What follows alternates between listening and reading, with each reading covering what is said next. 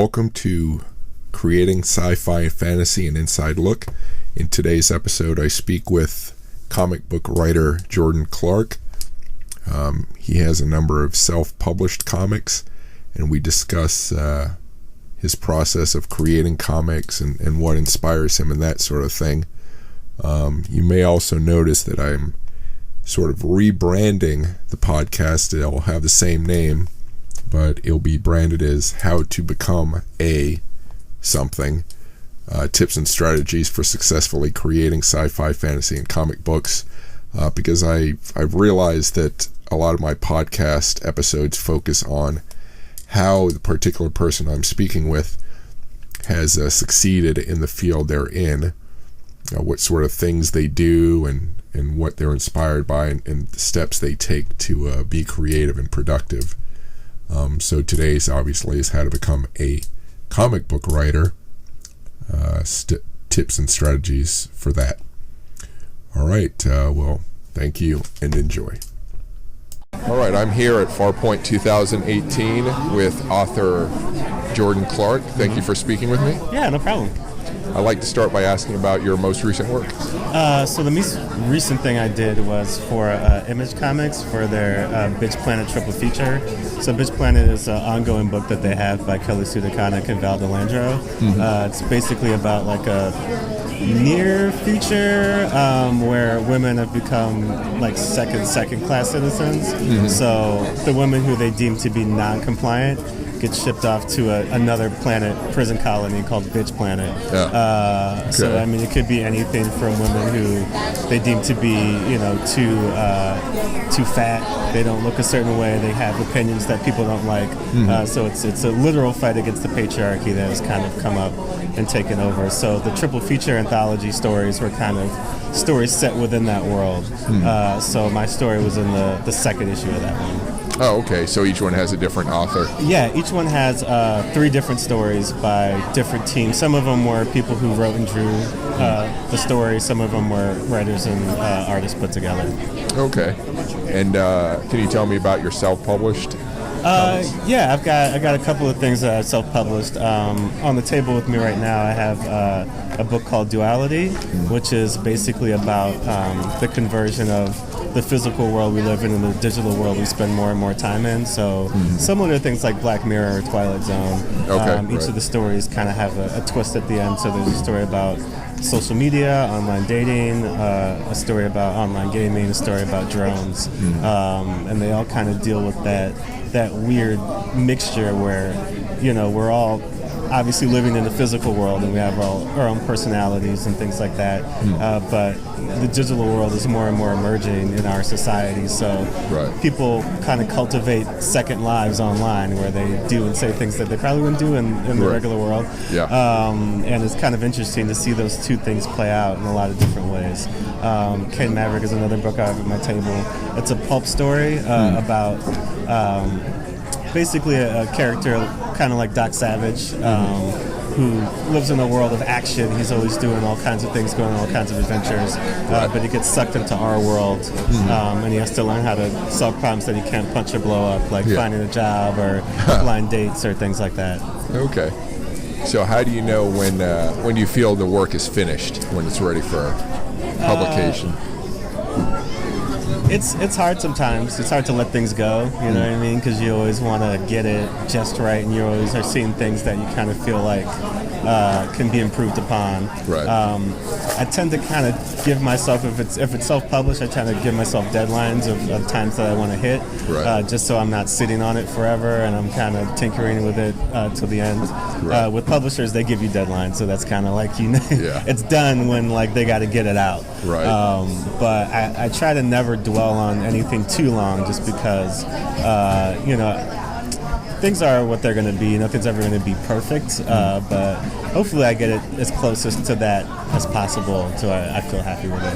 Okay. Well, what inspires your work? A lot of different things. I feel like I'm a fairly observant person, so I tend to kind of either pick up on things that are happening in my own life or things that I kind of catch glimpses of. I think there's there's a lot of stuff that we've been telling these stories for a long time, whether it's science fiction or fantasy or horror or whatever. Right. So I try to find things that are, that have caught people's imaginations, but try to invert them slightly or give a slightly different outlook on it. So whether it's bringing in different diverse voices to those stories, or whether it's doing a slight twist, like I had a zombie story I was doing for a while, where basically the more people that the zombies ate, the smarter they got. So they basically had like a hive mind connection going on. Right. I'm inspired by a lot of other people's work and stuff like that, but I always try to think of just that slight twist to it that gives it a different flavor. So is there anything special you need when you're writing to be productive? It changes. I think I kind of am always looking for that right, setting. What I've kind of settled on now is I make playlists for the projects that I'm working on to kind of get me in the right frame of mind for the work.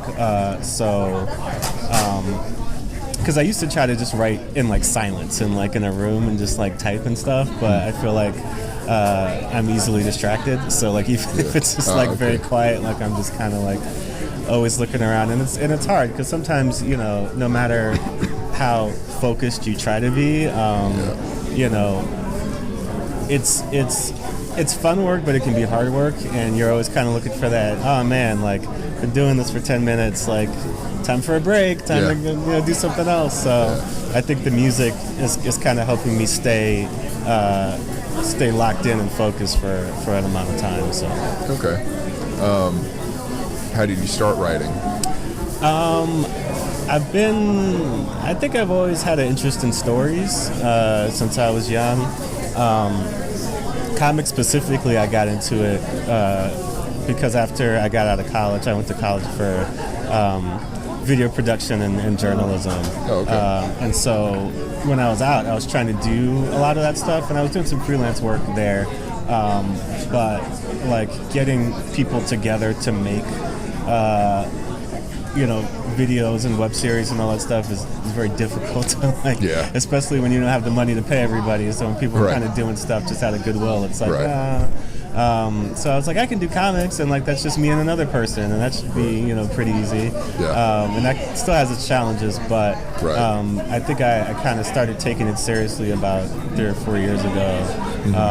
So just having all these different ideas and of stories that I wanted to tell, I think kind of got me motivated, and I kind of haven't stopped. So Okay.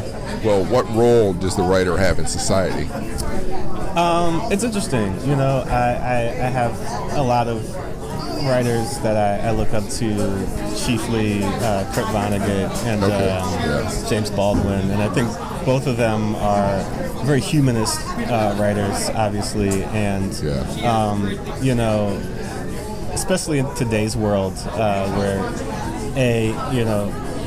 we're probably more connected than ever via the internet, and so at once you can find your community, but depending on what that community is, I mean, things can get very insular, and so people kind of just say, oh, like these people think the way I do, and they're kind of echoing the way that I feel, so like I'm gonna kind of sit in this bubble and not really peek outside of it.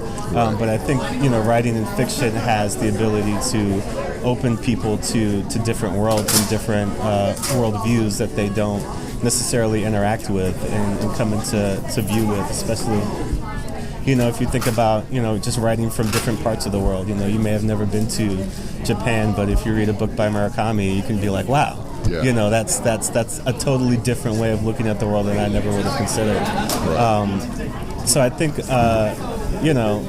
sometimes artists can get a little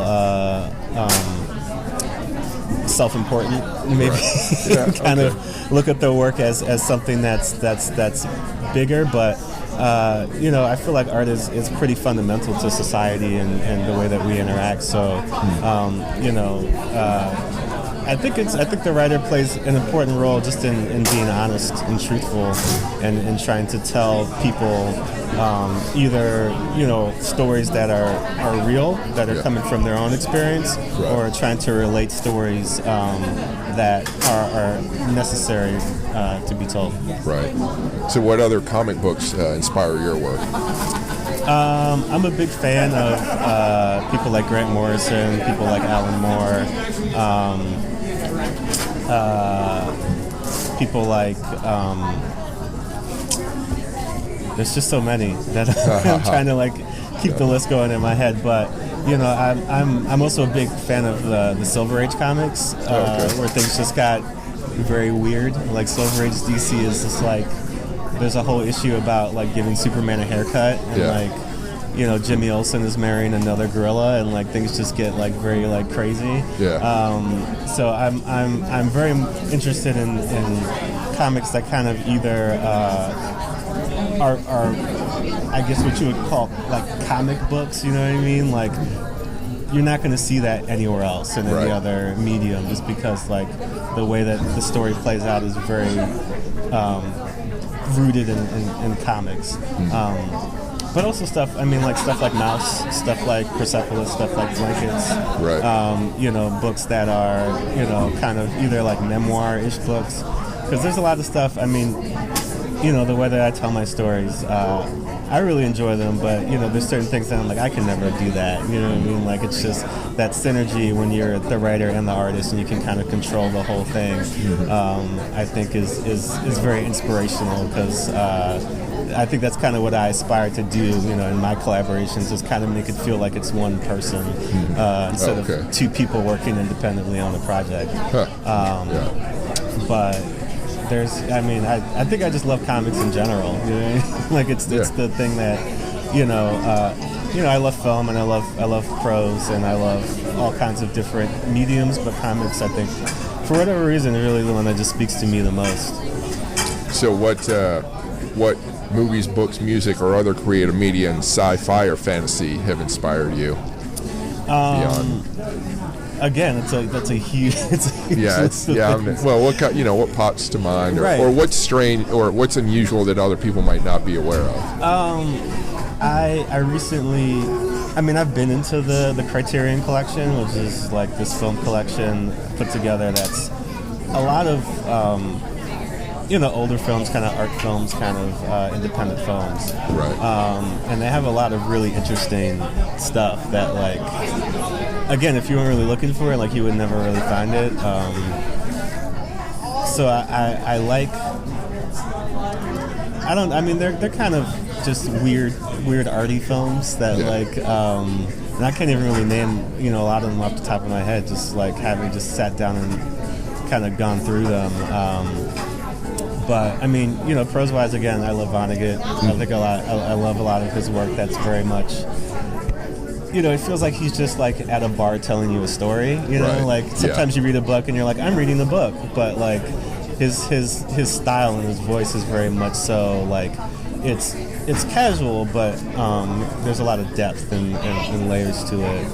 I really like Don DeLillo, books like White Noise, and his latest one, I'm blanking on the name of it. I really enjoyed that. Music, my mom was big into the punk scene, so I have a lot of stuff like Devo, stuff like David Bowie, The Clash. All that stuff is kind of ingrained in me. I would say those are all good bases. Okay. So what in science inspires you? It's, again, we live in a very interesting time where things just seem to be I don't know if escalation is the right word, but things are just moving so fast that if you even think about 10, 11 years ago, we didn't have Twitter the way we know it, or Facebook the way we know it, or cell phones the way that we know them, or a lot of apps and just digital stuff. And now Elon Musk is putting a car in space, and all this stuff is just happening. And I feel like it's gonna be weird, because I feel like there is a time, maybe not in my lifetime, but definitely coming in the future, where like something is gonna happen that, you know, we're just not. I don't know if like we can process it as human beings. Yeah. Like, you know, like I think, you know, there will come a day where we can possibly make it to Mars. So there will come a day where we can kind of solve some of the mysteries of the universe. And like, you know, I don't know if that's a good thing or a bad thing or how that's going to work. But you know, science is very. I mean, even just in terms of something like AI and robotics. I mean, you're seeing a lot of stuff now where you know, like they'll give robots like phrases and things to come up with, and they'll come up with very strange like responses that don't really make sense. Right. But you know, there's the tipping point there where I think we're going to see some stuff where, you know, I've seen some robots that like you wouldn't know it's a robot unless somebody told you it was a robot. That's weird. It's weird, yeah. So, is there a superpower or advanced technology that you wanted when you were a kid? I always wanted super speed. Yeah. I always felt like that was the one that was like, because you just get more time, you know what I mean? Like you just get more time to do stuff. There's more hours in the day because you can get so many things done. Yeah. You know, you don't have to fly anymore. You can just run wherever you want to go. It's kind of like the Flash. Yeah. Because I always like things like flight. You know, I'm always just like, if you lose that power. Yeah. That's kind of like, oops. Yeah, it's kind of it. With super speed, like unless you're running over the ocean, like I guess like you might end up somewhere that you can't really get home from. But like, you know, worst case scenario is like you're just in another city. Right. You know, you could probably figure it out. Yeah. But that was probably the one that was the most attractive to me. Okay. Is there a comic book that you really want to create or write that you haven't done so yet? I guess you're still new, you know, working. Yeah. You know, there's, I mean, obviously, you know, if you're thinking of Marvel and DC, there's a lot of stuff that I'd like to do. If you're thinking of, you know, like I'd like to do a Star Trek comic one day. I've got, you know, ideas for a lot of things. But for my stuff, I'm working on a comic now about a paranormal public defender, because you know, you hear about, you know, there's paranormal detectives, paranormal police. Yeah. There's got to be paranormal law, which means there's probably a paranormal public defender. And like, what does that whole system look like? I'm working on another comic about basically like the relationship between superheroes and the towns that they defend. So you know, the superhero kind of lives in, you know, a Smallville kind of town. Something happens, he's taken away for a long time, and now, you know, the town kind of has to adjust to his absence. They have to learn how to defend themselves from supervillains and all of that stuff.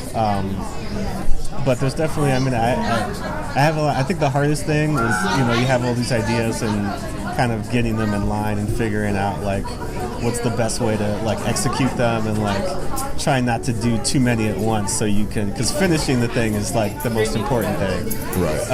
So you know, like you never want to like go too far and just like work on several things at once and never finish one thing. Right. So I'm trying to slowly, you know, get as many things done as possible. But I would say the public defender one and the superhero one are the ones that I'm focusing on now and trying to get out. But I'm excited about both of them. Yeah, those are cool ideas. Yeah. So where can people find your stuff online on the web? You can find me on Twitter at JRSosa18. Can you spell that out? JRSOSA18. Okay. I have a website, jclarkcomics.squarespace.com. So jclark.squarespace.com. Okay. And that's got all of my comics on there. It's got where I'm going to be at for conventions and events coming up. It's got, you know, some process stuff where I talk about, you know, how I make comics and making comics in general. So those are probably the two best places to find me. Okay. Any final words or thoughts? Yeah, I mean, this convention has been a lot of fun. It's fun to come out and see people. Hopefully I've got more work coming out this year for people to check out. And hopefully people keep making cool stuff. It's always great to see all the things that people are doing, no matter if it's comics or other things. I just love the creative environment and the community. Yeah, it is fun. Yeah. So, well, thank you. Yeah, thank you, man. No problem. If you like this podcast, please support me by following me on Instagram at Chris Alvarez Sci-Fi, on Facebook under Chris Alvarez WLC, and on my YouTube channel, which is also Chris Alvarez WLC. You've probably heard the podcast through iTunes, but if you haven't, please subscribe to this podcast on iTunes or Stitcher by searching for the name Creating Sci-Fi and Fantasy, an Inside Look. And remember that my name has no H. It's C-R-I-S. Thank you, and keep imagining the future.